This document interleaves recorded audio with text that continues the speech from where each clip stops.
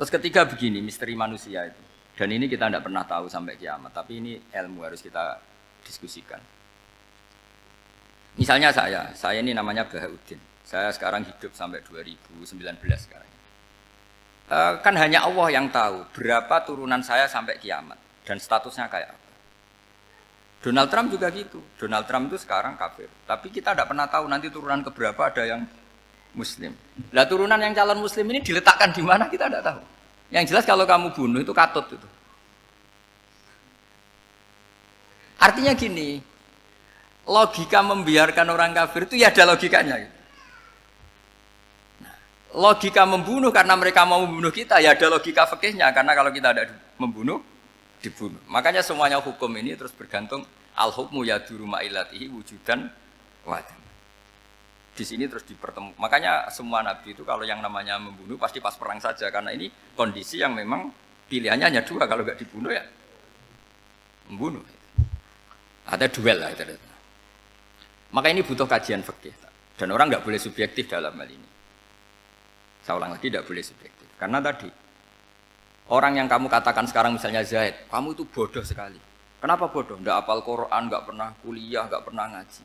Ternyata Zaid ini bersemayam calon anak yang alim alama hafal Quran, namanya Umar, tapi masih jadi sperma.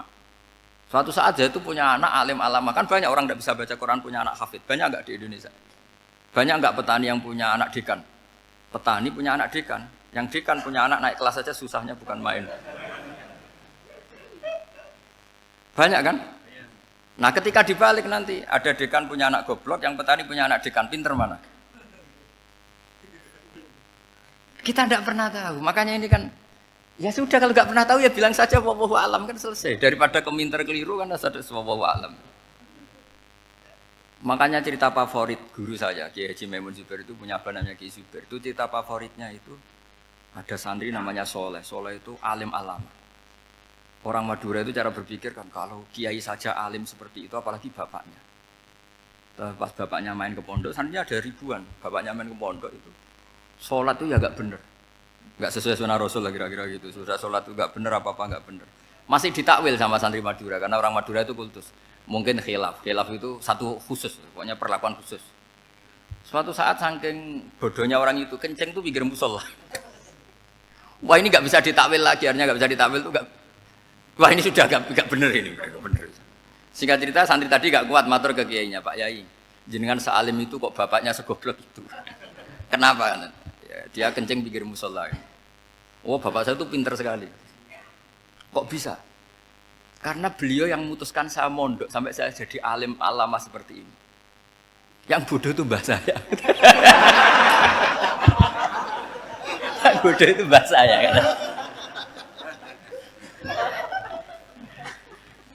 Artinya gini, sekarang misalnya Anda dekan, atau Anda rektor, atau Anda profesor, atau Anda kiai top, mubalek kondang. Anda mubalek kondang terus punya anak, gobloknya bukan main. Atau apalagi anaknya ketangkep KPK. Yang satu anaknya orang bodoh jadi dekan. Kalau kompetisi ini pinter mana coba? Ada ahli metodologi, tapi anaknya itu terlibat narkoba.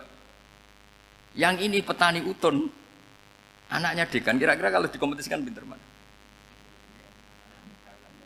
Anaknya pinter petani tadi gitu. Yang ketika petani kamu vonis bodoh gitu. Tapi siapa tahu kalau ini menyimpan calon. Paham ya? Kita tidak pernah tahu. Makanya Quran selalu ngajari dalam ilmu sosial itu wa in adri la'allahu fitnatul lakum wa mata'un ila. Dalam ilmu sosial itu kita harus jawab tidak tahu. Karena mobil. Makanya saya tadi pagi ngaji di direktorat saya bilang, saya pernah diprotes orang, Gus kamu udah jelas 01 apa 02. Ya saya jawab gitu. Manusia itu makhluk yang paling enggak jelas gitu. Sekarang soleh suatu saat bisa saja enggak soleh. Yang sedang enggak soleh suatu saat soleh. Sesuatu yang mungkin rubah kok kamu fanatik itu gimana? Nalarnya itu gimana? Coba kita tahu dulu Wahsy itu pembunuh Hamzah, akhirnya mati mukmin ya enggak?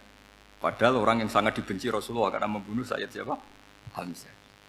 Sa'labah yang tukang itikaf di masjid akhirnya su'ul khatimah. Kita enggak pernah. Lah kalau enggak pernah tahu ya enggak usah terlalu fanatik biasa.